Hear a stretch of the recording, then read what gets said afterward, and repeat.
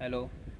मैं आप लोगों को बता रहा हूँ कि यहाँ पर जो नेक्स्ट चैप्टर था सेकंड, उसके लिए क्विज लेके आया हूँ। सेकंड क्विज अप्लाइड मैकेनिक्स की। तो आप लोग यहाँ पर आराम से फिर से इन क्वेश्चनों को करिएगा और देखिएगा। तो आप यहाँ पर एक पेज और एक पेन अपने पास लेकर रखें और क्वेश्चन करने सॉल्व कर दें, जिससे कि आप लोग क्वेश्चन करेंगे तो आप लोगों को पता चलेगा कि हाँ, कि आप लोग कर पा रहे हैं या फिर नहीं कर पा रहे हैं। तो यहाँ पर फर्स्ट क्वेश्चन आप लोग देखिएगा क्या है। चलिए हम स्टार्ट करते हैं। फर्स्ट क्वेश्चन क्या है, यहाँ बोला गया first question, if a particle is in static equilibrium then the work done by the system of force acting on that particle is. मतलब इन्होंने बोला गया है कि एक तुम्हारा कोई बॉडी है या पार्टिकल है, वो किस में है, स्थैतिक इक्विलिब्रियम है। स्थैतिक स्टैटिक इक्विलिब्रियम है। देखिए हर चीज़ पे ध्यान देना है। स्टैटिक इक्विलिब्रियम है तो उस पर जो हमारा फोर्स एक्ट करेगा, तो वो फोर्स एक्ट करेगा तो उस फोर्स के द्वारा वर्क डन कितना होगा। तो यहाँ पर आप लोगों से आंसर में मतलब चार ऑप्शन दे रखे हैं, तो आप आंसर बताइएगा यहाँ पर पॉजिटिव, नेगेटिव या फिर जीरो या इनफाइनाइट। तो आप लोग यहाँ पर आंसर दीजिएगा जो भी आपके समझ आ रहा है अपने अकॉर्डिंग। देखो हम लोग अगर बात करें कि यहाँ पर जो आंसर होगा वो कितना होगा, वो आप लोग यहाँ समझ सकते हैं। तो यहाँ पर आंसर जो आएगा वो आपका ज़ीरो आएगा। क्यों? क्योंकि इसका रीज़न मैं बता देता हूँ कि देखिए ये बॉडी है, ये बॉडी क्या है, यहाँ पर स्टैटिक पोजीशन में रखी हुई है, और जब हमने फोर्स लगाया है इस पर तो भी ये क्या है, स्टैटिक पोजीशन में है, मतलब स्टैटिक इक्विलिब्रियम है। जब स्टैटिक इक्विलिब्रियम में तो ये जब हमारी कहीं डिस्प्लेस्ड ही नहीं होगी, जहाँ मूव ही नहीं करेगी, तो इस पर वर्क डन क्या होगा भाई, जीरो होगा ना। क्योंकि W बराबर कितना होता है, F into D, that is F into D. जैसे आप लोग कहते हैं कि हम अगर कोई देखें दीवार पे अगर फोर्स लगाते हैं तो फोर्स लगाने से उस पर वर्क डन हुआ, वर्क डन कहाँ हुआ भाई, उस पर वर्क डन नहीं हुआ क्योंकि वो डिस्प्लेस नहीं हुई। क्योंकि ये हमारा फॉर्मूला होता है एफ इजल वो W equal to F into D, और ये हमारे क्या इक्विलिब्रियम है। जब इक्विलिब्रियम है वो भी स्टैटिक इक्विलिब्रियम है, तो ये कहीं डिस्प्लेस्ड ही नहीं हुई, तो यहाँ पर वर्क डन कितना हो जाएगा, जीरो। चलिए अब नेक्स्ट देखते हैं इसका आंसर, मतलब क्वेश्चन। तो नेक्स्ट क्वेश्चन अगर यहाँ पर पूछ रहा है तो आप लोगों को थोड़ा यहाँ पर ध्यान देने वाली बात है। कुछ इस टाइप के क्वेश्चन आ भी सकती हैं तुम लोगों के, इसलिए मैं ये सब चीज़ें करा रहा हूँ। तो यहाँ पर बोला गया है a particle is moving such that S equal to T cube minus six T square plus 18 T plus 9। ये हमारा S where S is in metre and T is in second, then the minimum velocity attain by the particle is. मतलब इन्होंने बोला है एक particle है वो move कर रहा है, वो मूव करने के लिए एक इक्वेशन दे रखी है, उसको फॉलो कर रहा है। S equal to T cube minus six T square plus 18 T plus 9, that is. अब यहाँ पर इन्होंने बोला है कि जो एस है वो मीटर में दे रखा है, टी जो है वो हमारा सेकंड में दे रखा है। तो आप लोगों को मिनिमम वेलोसिटी बतानी है, मिनिमम वेलोसिटी बतानी है कि पार्टिकल की कितनी होगी। तो जो मिनिमम वेलोसिटी होगी उसके लिए आप लोगों को डिफ़ाइन करना है कि यहाँ पर आंसर क्या आएगा। तो हम लोग जानते हैं, आप लोगों को यहाँ पर थोड़ा पीछे बैक में जाना होगा जो आप लोगों ने सीखा हुआ है।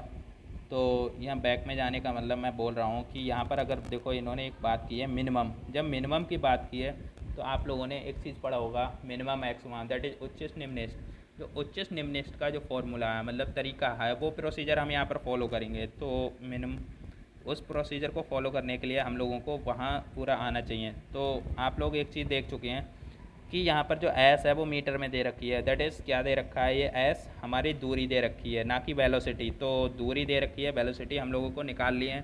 तो वेलोसिटी हम लोग कैसे निकालते हैं, B equal to D S upon D T, क्योंकि उसे एक बार डिफ्रेंशिएट कर देंगे तो आंसर जो आएगा वो हमारी वेलोसिटी हो जाएगी। तो वेलोसिटी कितनी हो जाएगी यहाँ पर, 3 टी स्क्वायर। इसे हम लोग क्या कर देते हैं, एक बार डिफ्रेंशिएट करेंगे तो 3 टी स्क्वायर माइनस 6 दूनी 12, दैट इज़ 12 टी, और फिर हमारा प्लस का 18, और प्लस का 18 के बाद सॉरी प्लस का 18, और प्लस का 18 के बाद अगर हम बात करेंगे प्लस 9, तो आप लोग डिफ्रेंशिएट करना जानते हैं। 9 यहाँ पर क्या हो जाएगा, जीरो, क्योंकि वो 9 क्या है, कांस्टेंट है। तो इसके बाद अगर हम बात करेंगे, ये तो हमारी वेलोसिटी आ गई, बट हमें ये वेलोसिटी नहीं चाहिए। वेलोसिटी हम लोगों को क्या चाहिए, मिनिमम। मिनिमम वेलोसिटी पूछिए तो मिनिमम वेलोसिटी के लिए हम लोगों को क्या करना होगा, तो कोई भी चीज़ अगर मिनिमम मैक्सिमम करते हैं तो हम लोगों को एक बार डिफ्रेंशिएट करना होता है। उसे अगर एक बार डिफ्रेंशिएट करेंगे तो उससे हमें एक क्रिटिकल वैल्यू मिलेगी। आप लोग मैथ पढ़ते होंगे, मैथ में आप लोगों को ये बताया गया होगा तो आप लोग इसे एक बार और डिफ्रेंशिएट करिए, तो यहाँ से आप लोगों को एक थ्योरेटिकल वैल्यू मिलेगी जो dv/dt करेंगे और उसे 0 के बराबर रख देंगे।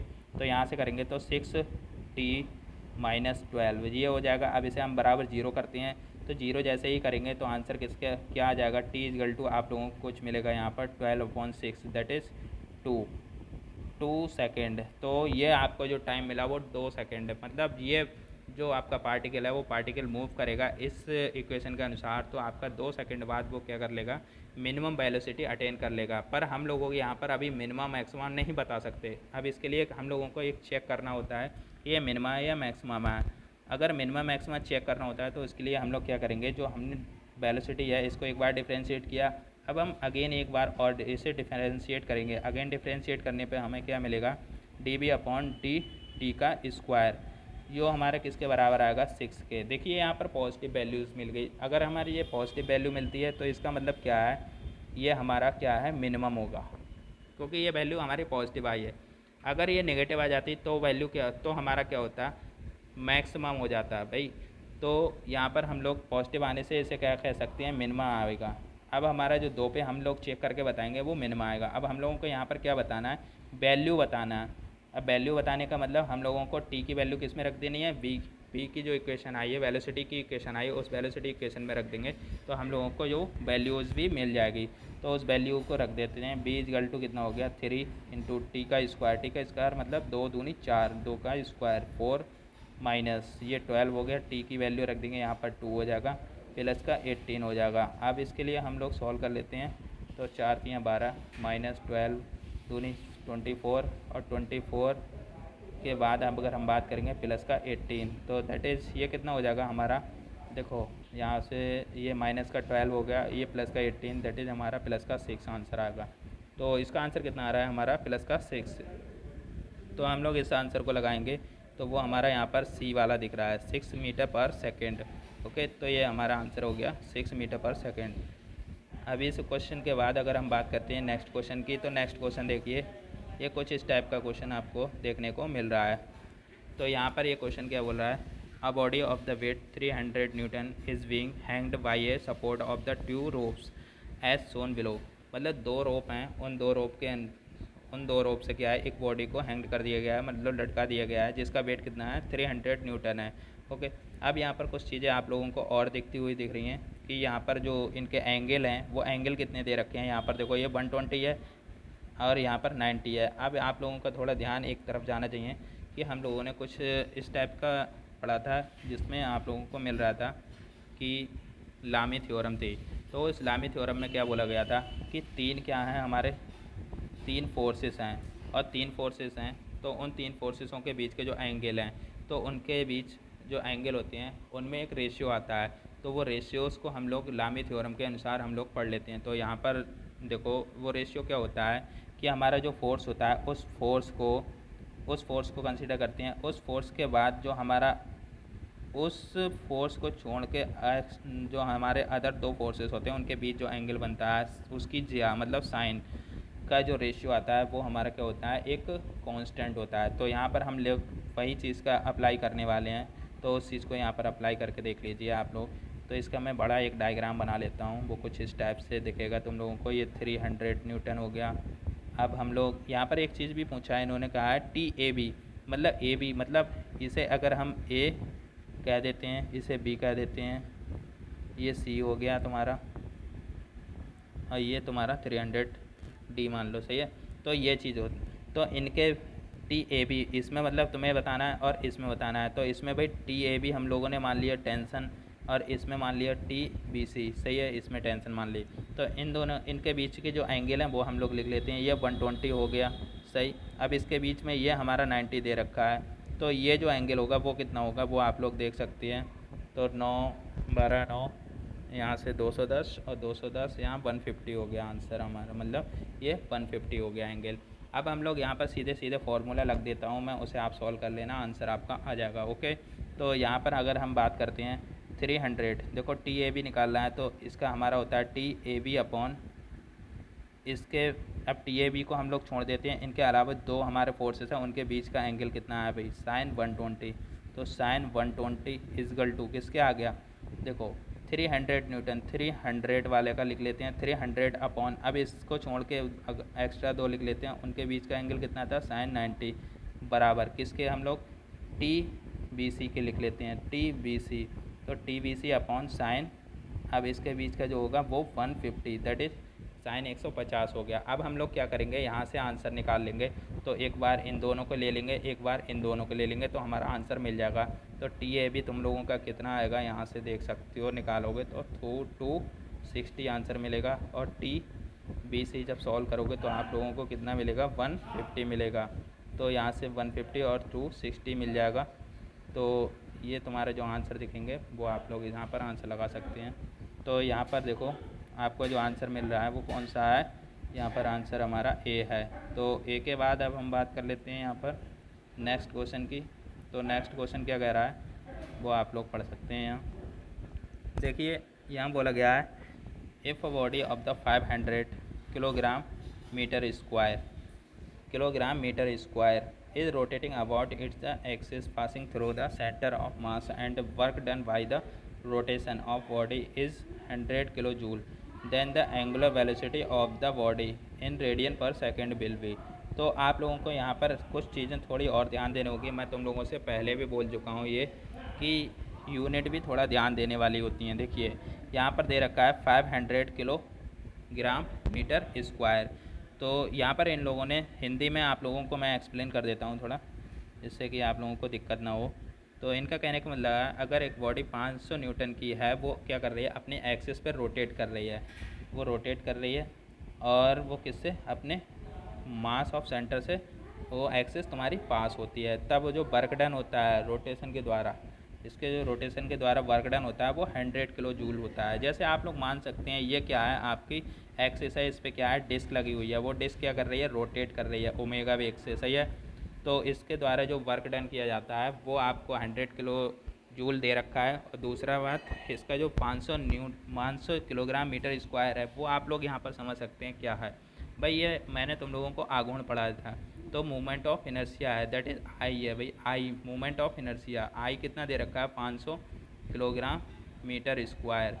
ओके, अब इसके बाद अगर हम दूसरी बात करें तो ये 100 क्या है भाई, ये work done, that is energy है, एनर्जी। ओके, तो ई बराबर कितना दे रखा है तुम लोगों को 100 kilo joule, that is kilo को भी हम कन्वर्ट कर लेते हैं, तो 100 इंटू 10⁻³ जूल, इतना हम लोगों को एनर्जी दे रखी है। अब ई बराबर तुम लोगों को पता है कितना होता है, हाफ आई ओमेगा स्क्वायर, ये फॉर्मूला आप लोगों ने पहले पढ़ा होगा, ये हाफ आई ओमेगा स्क्वायर होता है। जब हाफ आई ओमेगा स्क्वायर होता है तो इसमें हम वैल्यूज़ पुट कर देंगे इसकी, तो आंसर मिल जाएगा आपका। तो 100 इंटू 1000 सीधा सीधा लिख देता हूँ 1/2, ये हो गया 500 इंटू ओमेगा स्क्वायर, सही है। तो ये इतना हो गया। अब 500 से अगर हम इसे काटेंगे तो ये 5 दूनी 10 हो जाता है, मतलब आप लोगों का यहाँ पर 2 आ जाएगा। तो ये ओमेगा स्क्वायर बराबर कितना हो गया, यहाँ देखो 4 इंटू 1000 मतलब 100, दैट इज़ 400। तो ये हमारा ओमेगा = आ जाएगा 20। तो आंसर जो आपका आएगा वो कितना आ जाएगा, 20 आ जाएगा, सही। तो इसका जो 20 आंसर हम लोग लगा देंगे वो कहाँ पर है, देख लीजिए, आपका डी आंसर है। ओके, अब डी आंसर के बाद अगर हम बात करते हैं नेक्स्ट क्वेश्चन की, तो यहाँ पर देखिए आप 5।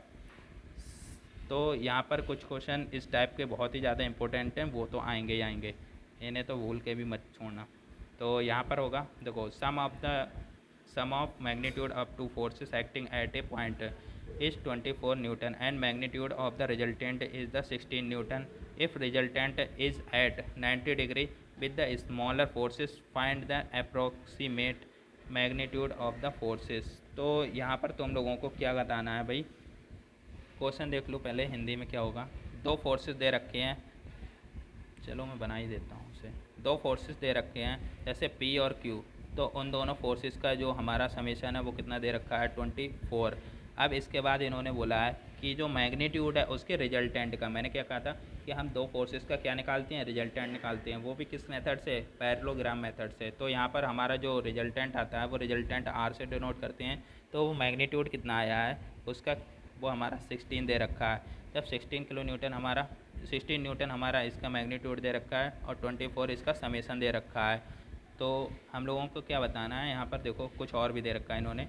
तो रिजल्टेंट है वो कितना बना रहा है, 90 डिग्री एंगल बना रहा है, किसके साथ, स्मॉलर फोर्सेस के साथ। मतलब पी और क्यू में जो स्मॉलर फोर्सेस होगा उसके साथ जो हमारा एंगल बना रहा है वो 90 डिग्री का है। तो तुम लोगों को मैग्नीट्यूड बताना है किसका, पी और क्यू का। मतलब हम लोगों को सीधे सीधे फोर्स का जो मैग्नीट्यूड है, मतलब जितना भी आ रहा है वो हम लोगों को अलग अलग बताना है, पी कितने उसका है और क्यू कितने फोर्स का है। सही, तो ये चीज़ हम लोगों को निकाल लिया यहाँ पर। तो एक चीज़ है, हम लोगों ने एक फार्मूला पढ़ा था, उस फार्मूला को तुम लोग यूज़ कर लेना भाई।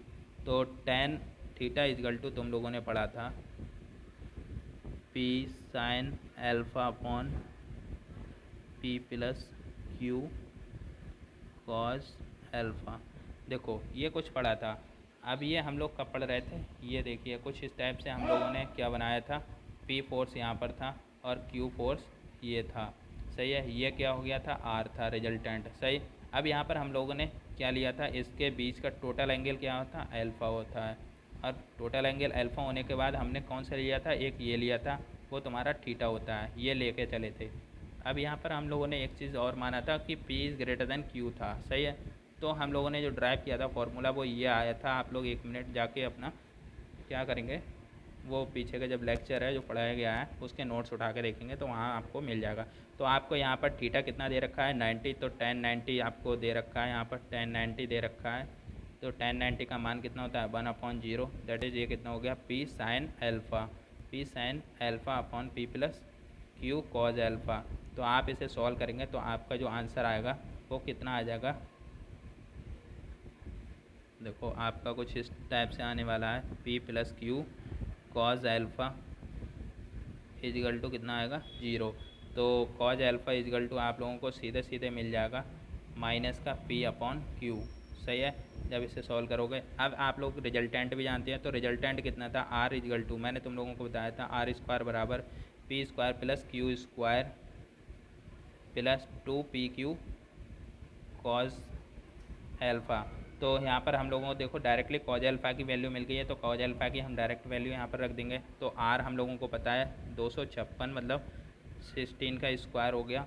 अब यहाँ से P square plus Q square है भाई, तो P square plus Q square पर हमें आंसर किसका पता है, पी प्लस क्यू बराबर 24 पर P square plus Q square plus, यहाँ पर देखिए यहाँ पर minus P upon Q, cause का वैल्यू क्या आई है, माइनस पी अपॉन क्यू। तो हम लोग यहाँ पर 2 into P into Q into में हम लोग लिख देंगे माइनस पी अपॉन क्यू। तो हमारा क्यू से क्यू कैंसिल हो जाएगा, मतलब माइनस का 2P square, that is P square plus Q square minus 2P square. जब इसे सॉल्व करोगे तो तुम्हारा कुछ इस टाइप से बनेगा, 256 इजगल टू तुम्हारा P square minus Q square. देखो मैं अभी बता देता हूँ, 256 इजगल टू तुम्हारा कुछ इस टाइप से बन रहा है तुम्हारा Q square minus P square. सही है, क्योंकि यहाँ पर कितना आ रहा था, आप लोग अगर वैसे लिखेंगे तो ये आ रहा था आपका माइनस 2P स्क्वायर, क्योंकि क्यू से क्यू कैंसिल हो गया था। सही, तो यहाँ हम यहाँ से कैंसिल करेंगे तो ये हमारा कितना हो जाएगा, 2P से एक हटा देंगे तो आंसर आ जाएगा हमारा यहाँ पर माइनस का P, तो माइनस का P स्क्वायर आ जाएगा। तो आप लोग यहाँ पर एक चीज़ और है, माइनस 256 इजगल टू, इसे सॉल्व कर लो। तो यहाँ पर इस चीज़ को आप लोग कैसे लिख सकते हो, आप लोग इसे लिख सकते हो यहाँ पर Q square Q plus P और एक पी माइनस क्यू। तो पी प्लस क्यू तुम लोगों को आंसर पता है कितना हो गया, यहाँ पर 24 दे रखा है और पी माइनस क्यू भी यहाँ पर दे रखा है, तो 256 हो गया। तब इन्हें तुम सॉल्व करोगे तो आंसर तुम लोगों का सीधे सीधे यहाँ पर आ जाएगा, वो आएगा तुम्हारा ए। सही है, तो मैं यहाँ पर आप लोगों को आंसर सीधे बता दे रहा हूँ ए, क्योंकि आप लोगों को मैंने पूरा क्लू दे दिया कि किस तरीके से ये सॉल्व होगा। ओके, तो यहाँ से तुम लोग देख सकते हो। अब इसके बाद अगर हम बात करेंगे नेक्स्ट क्वेश्चन की, तो नेक्स्ट क्वेश्चन आप लोगों को यहाँ पर मिलेगा, देखो multiple forces are acting on the bar as shown in figure, find the total movement around point X. जो हमारा एक्स एक्सिस है, उस एक्स हमने एक पॉइंट बनाया है, उसके अबाउट क्या निकालना है, मूवमेंट निकालना है। तो आप लोगों को यहाँ पर मूवमेंट निकालने के लिए मैं बता चुका हूँ, बहुत अच्छे से ये चीज़ समझ आ चुकी होगी। तो उस चीज़ को हम लोग यहाँ पर देख लेते हैं। ये हम लोगों ने क्या यहाँ पर क्वेश्चन में दे रखा है एक्स है, तो इस एक्स के अबाउट निकालना है। तो यहाँ पर कुछ चीज़ें तुम्हें ध्यान रखनी है जो हम लोग पहले बात कर रहे थे, डिस्कस कर चुके हैं इन चीज़ों पे। तो यहाँ पर अगर मूवमेंट यहाँ इसके अबाउट निकालेंगे तो क्या होगा इसके अबाउट, तो जो 10 न्यूटन है 10 न्यूटन तो हमारा क्या हो जाएगा भाई, जीरो हो जाएगा, और बकाया जितना हुआ उसका हम लोग सीधे सीधे मूवमेंट निकालेंगे। तो मूवमेंट क्या होता है, मैंने क्या बताया था, एंटी क्लॉकवाइज पॉजिटिव ले लेंगे, क्लॉकवाइज क्या ले लेंगे, नेगेटिव ले लेंगे। सही है, तो आप लोग उसी तरीके से अप्लाई करिए, आपको पता चल जाएगा। और वैसे भी यहाँ पर तुम लोगों को माइनस प्लस का नहीं पूछा गया है, यहाँ पर सीधा सीधा इन लोगों ने मैग्नीट्यूड दे रखा है, तो मैग्नीट्यूड बताना है। तो अगर हम यहाँ से बात करें तो ये कितना हो जाएगा 15 × 1, क्योंकि हमारी जो मतलब फोर्स हो गया उसकी परपेंडिकुलर डिस्टेंस दे, तो ये कितना हो रहा है, देखो यहाँ से एंटी क्लॉकवाइज हो रहा है इस तरीके से, तो पॉजिटिव ले लिया। और फिर हम लोग नेक्स्ट देखते हैं वो प्लस या माइनस जो भी आएगा, तो 19 × 2, तो 19 × 2 हो जाएगा, दैट इज़ माइनस, क्योंकि ये हमारा क्लॉकवाइज हुआ। अब यहाँ पर अगर हम बात करें तो ये कितना हो जाएगा, देखो यहाँ से 18 × 2 और एक 3 और एक 4, तो 8 × 4 हो गया 4। तो यहाँ से हम लोग ये ले लिया, तो ये हमारा क्या है, ये भी माइनस का हो जाएगा क्योंकि ये हमारा डाउनवर्ड डायरेक्शन में लगा है। तो यहाँ पर कितना हो गया, ये हम बात सब अगर हम इस चीज़ को देखें तो 15 एकम 15, तो यहाँ पर हो जाएगा 15 एकम 15 माइनस 19 दूनी 38 और ये 8 चौक 32। तो ये टोटल देखिए आप लोग क्या करेंगे यहाँ से, तो 15, तो 8 तो 10 के 0 हाथ लगा 1 6 और एक 7 70 हो गया, और ये कितना हो गया 15 हो गया, माइनस का 70 हो गया। तो इसे अगर हम देखेंगे तो माइनस का 55 आंसर आ रहा है। तो जो माइनस का आ रहा है जब हम उसका मैग्नीट्यूड लेते हैं तो मैग्नीट्यूड कितना हो जाएगा, तो माइनस हट जाएगा, आंसर कितना आ जाएगा 55। यहाँ पर आपका जो आंसर दिख रहा है वो कितना है 55, तो इसका आंसर कितना हो जाएगा सी। ओके, 55 इसका क्या हो गया, आंसर हो गया। अब इसके बाद हम अगला जो बात करते हैं वो देख लीजिए यहाँ पर नेक्स्ट क्वेश्चन क्या होगा। तो नेक्स्ट क्वेश्चन की अगर हम बात करेंगे तो यहाँ दे रखा है ए बॉल ऑफ वेट कितना 100 newton is tied to a smooth wall by the cord making an angle of the 30 degree to the wall, the tension in the cord is. तो यहाँ पर भी देखिए आप लोग दो तरीके से इसे फाइंड आउट कर सकते हैं, एक तो लामी थ्योरम लगा सकते हैं, दूसरी चीज़ क्या है इसे डायरेक्टली भी फाइंड आउट कर सकते हैं। तो डायरेक्टली फाइंड आउट करने का तरीका क्या है वो आप लोग देख लीजिए कि एक वॉल है, उस वॉल को क्या करा गया है इन्होंने एक कॉर्ड, मतलब एक ये हमारी क्या है कोई क्षण है, इसको धारा क्या करा गया है, इससे एक बेड को लटकाया गया है जो कितने पे है, ये 30 डिग्री पे है। जब 30 डिग्री पे है तो हमारा weight of the 100 Newton 100 Newton किया गया नीचे के लिए डाउनवर्ड डायरेक्शन में, ये हैंग्ड है, दैट इज़ 100 न्यूटन। जब 100 न्यूटन पे क्या है ये हैंग्ड है, तो हम लोगों को यहाँ पर बताना है कि आंसर क्या आएगा। तो उस चीज़ को आप लोग देख सकते हैं यहाँ पर क्या आएगा। तो एक चीज़ अगर इसका हम फ्री बॉडी डायग्राम बनाने को कहें तो फ्री बॉडी डायग्राम क्या बनेगा भाई, तो फ्री बॉडी डायग्राम देखो ये बनेगा, इसके बाद ये चीज़ तो हो ही गई, ये सपोर्ट मतलब इस तरीके से ये हो गया ये हो गया, सही है। अब यहाँ पर देखो इस चीज़ को रोकने के लिए यहाँ पर फोर्स लगेगा, तो वो फोर्स भी आप लोगों को शो करना होता है। तो वो नहीं मतलब ये फोर्स तुम्हारा शो करना होता है, तो वो तुम्हारा फोर्स लगेगा वो इस डायरेक्शन में इस तरीके से लगेगा। तो चलिए हम उस चीज़ को छोड़ते हैं, हम लोग यहाँ पर डायरेक्टली देखते हैं कि क्या होगा। तो यहाँ पर 100 न्यूटन का अगर फोर्स लग रहा है तो आप लोग एक चीज़ देख सकते हैं, यहाँ पर टी हमारा क्या लगेगा टेंशन लगेगी, और यहाँ पर 100 ये नीचे के लिए लगेगा। जब हम इसके वर्टिकल और हॉरिजेंटल फोर्सेस बराबर करते हैं, आप लोगों ने इक्विलिब्रियम पोजीशन पढ़ी है तो हम इक्विलिब्रियम पोजीशन की बात करेंगे यहाँ पर, तो उससे निकालेंगे हम। तो इसे एक्सटेंड कर दो, यहाँ पर ये एंगल कितना हो जाएगा 30 डिग्री ये है, तो ये हमारा कितना हो जाएगा 60 हो जाएगा। जब 60 हो जाएगा तो ये यहाँ पर कितना हो जाएगा, ये टी कॉज 60 हो जाएगा, कॉज 60 डिग्री। अब इन फोर्सेसों को बराबर कर देंगे तो कितना आ जाएगा टी कॉज 60 इजगल टू कितना हो गया 100 न्यूटन। जब 100 न्यूटन हो गया तो टी बराबर कितना हो गया 100 कॉज 60। अब कॉज 60 होने के बाद ये हमारा आंसर रख देंगे, तो 100 अपॉन कॉस 60 का मान होता है √3/2 होता है। तो ये आंसर हमारा कितना आ जाएगा, टी इजकल टू 100 अपॉन √3 और ऊपर यहाँ पर कितना हो जाएगा 2, दैट इज़ 200 अपॉन √3। तो आंसर आपका मिल जाएगा 200 अपॉन √3। सही है, ये बात समझे। यहाँ पर आप लोगों को सिर्फ फोर्स इक्विलिब्रियम करनी है और आंसर आप लोगों को मिल जाएगा। तो इसका जो आंसर होगा वो कितना हो गया, बी, 200 अपॉन √3। अब 200 अपॉन √3 के बाद अगर हम नेक्स्ट क्वेश्चन को देखें तो वो देखिए आप, वो भी सिंपल है।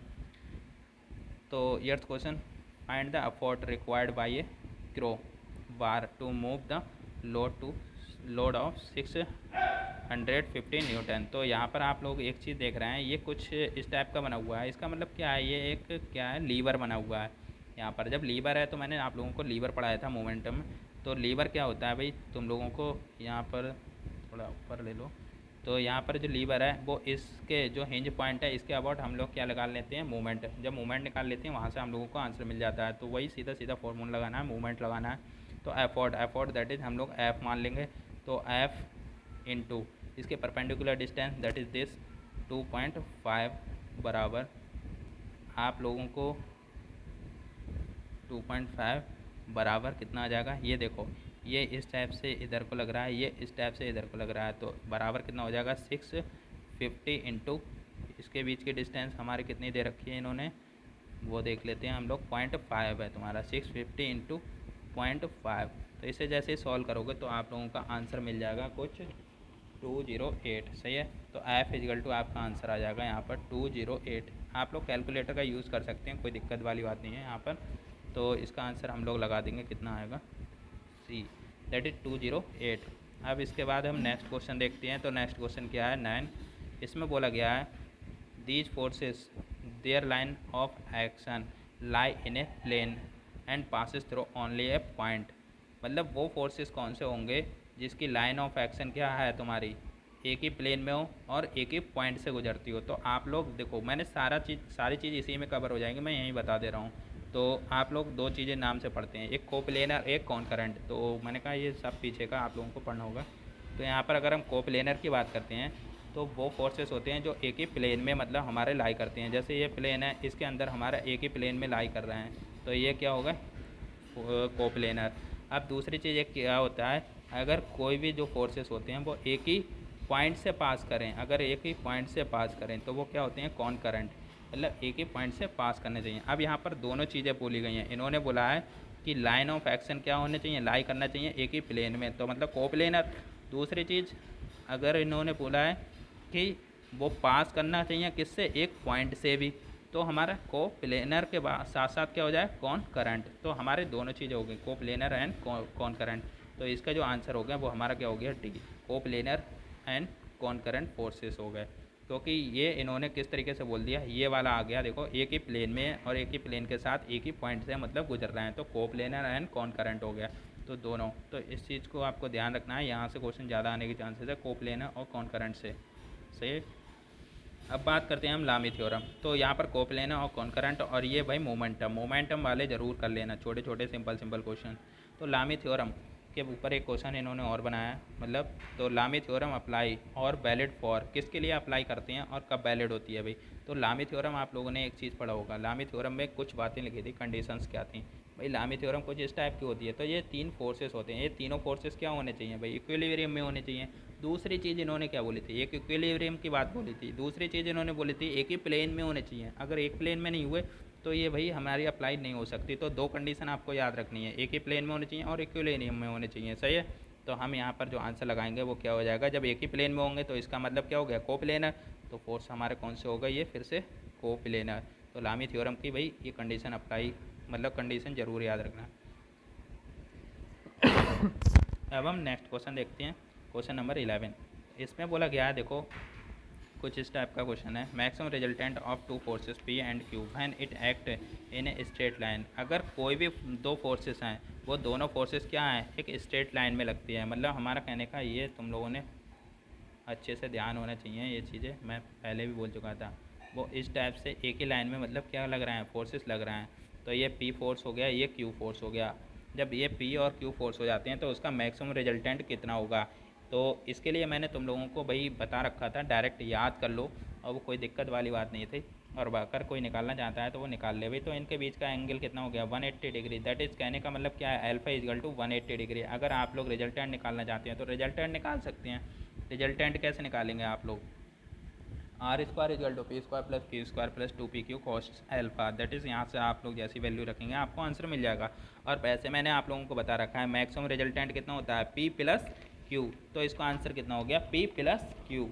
और इसका मिनिमम आंसर, मिनिमम अगर पूछता कोई तो कितना होता है भाई, तो हम लोगों का ये बता देते p माइनस क्यू। बट यहाँ पर हम लोगों से मैक्सिमम पूछा गया है तो मैक्सिमम आंसर हमारा मैक्सिमम रिजल्टेंट कितना आएगा p प्लस क्यू। तो हम लोग p प्लस क्यू की बात करेंगे अभी। तो यहाँ पर आप लोग याद रखना है इन दोनों चीज़ों को। पी अगर मैक्सिमम पूछा जाए तो पी प्लस क्यू, अगर मिनिमम पूछा जाए तो पी माइनस क्यू। बट क्या होना चाहिए भाई, स्ट्रेट लाइन होनी चाहिए। ये बात ध्यान रखने वाली बातें हैं क्योंकि 180 डिग्री एंगल बनना चाहिए उनके बीच में। ओके, चलिए अब हम बात कर लेते हैं नेक्स्ट क्वेश्चन। नेक्स्ट क्वेश्चन क्या कह रहा है अभी, resultant of the two equal forces which makes angle theta. अगर हमारा देखो एंगल थीटा बनता है और दोनों फोर्सेस क्या होती हैं, बराबर होती हैं, तो जो रिजल्टेंट होता है तो कितना आएगा वो चीज़ आपको यहाँ पर डिसाइड करके बतानी है कि क्या आएगा भाई। तो इस चीज़ का भी मैंने तुम लोगों को बोला भी था कि डायरेक्टली याद कर लो। अब तुम लोग डायरेक्टली नहीं याद कर सकते तो उसका मैं क्या कर सकता हूँ, तो आप लोगों को निकालना पड़ेगा भाई। ये चीज़ें तो थोड़ा कुछ होती हैं, स्पेशल केसेस होते हैं जो आने के चांसेस ज़्यादा रहते हैं, तो मैं उन चीज़ों को तुम लोगों को पहले भी बता चुका हूँ। तो यहाँ पर अगर देखो, अगर हम बात करें तो थोड़ा क्वेश्चन के बारे में बात कर लेते हैं कि ये क्या होगा, resultant of the two equal forces P which makes an angle theta. तो यहाँ पर देखो जो P बराबर तो हम लोग क्या ले रहे हैं, P ही ले लेते हैं। और Q बराबर भी क्या ले रहे थे, P, क्योंकि दोनों फोर्सेस हम लोगों ने क्या ले लिया, बराबर ले लिया। यही बोला गया है कि दोनों फोर्सेस क्या होने चाहिए, इक्वल होने चाहिए। तो उनके बीच में उनके बीच जो रिजल्टेंट बनेगा वो रिजल्टेंट हमारा कितना आएगा, अगर एंगल हमारा थीटा मान के चले वहाँ पर।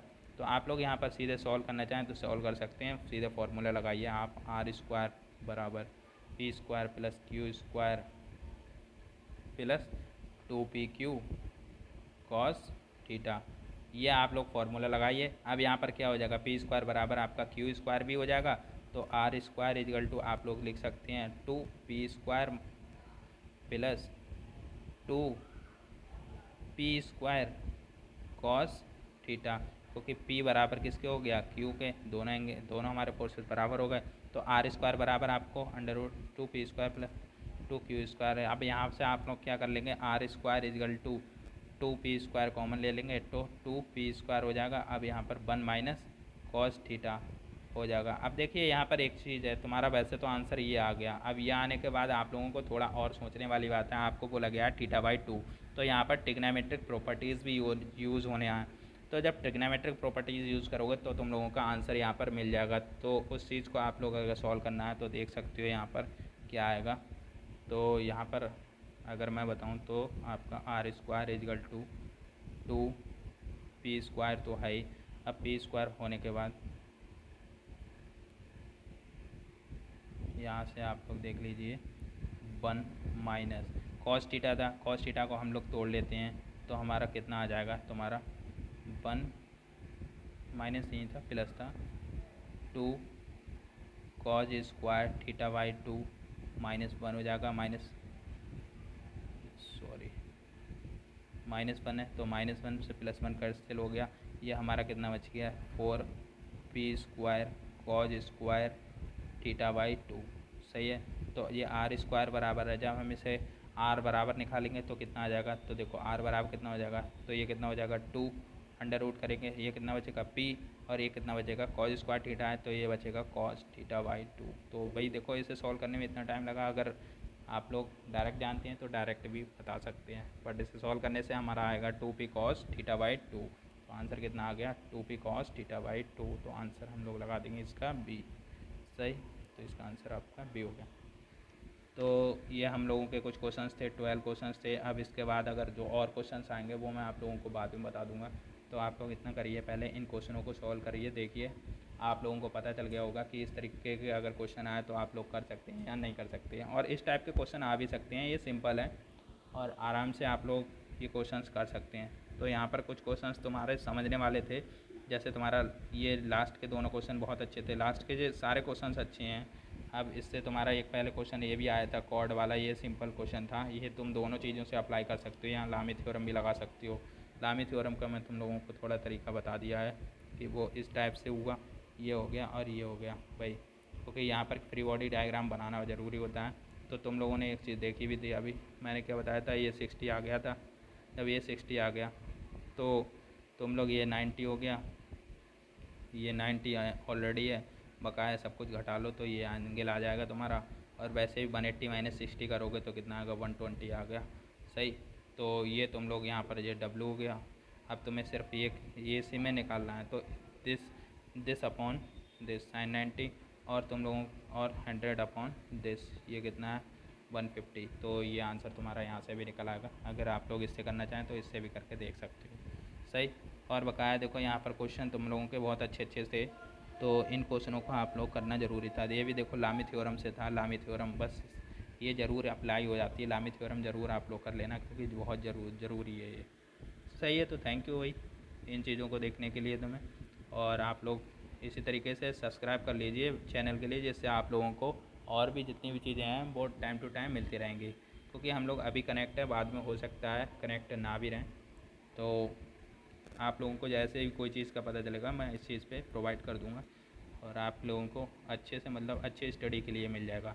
ये क्वेश्चंस आपके ये ज़रूरी नहीं है इसी में अवेलेबल, मतलब इसी के लिए मतलब ज़रूरी हैं ये क्वेश्चंस आप लोगों के लिए, कोई भी कंपटीशन का एग्ज़ाम देंगे उनमें भी ज़रूरी हैं। इसलिए मैं मतलब जो अभी आरएसी के भी कुछ क्वेश्चंस डाल रहा हूँ, क्योंकि आरएसी के बच्चे मतलब मैं क्लास ले रहा हूँ तो वो भी बोल रहे थे। तो आप लोग टेंशन मत लीजिए, आराम से इन चीज़ों को करिए। Thank you.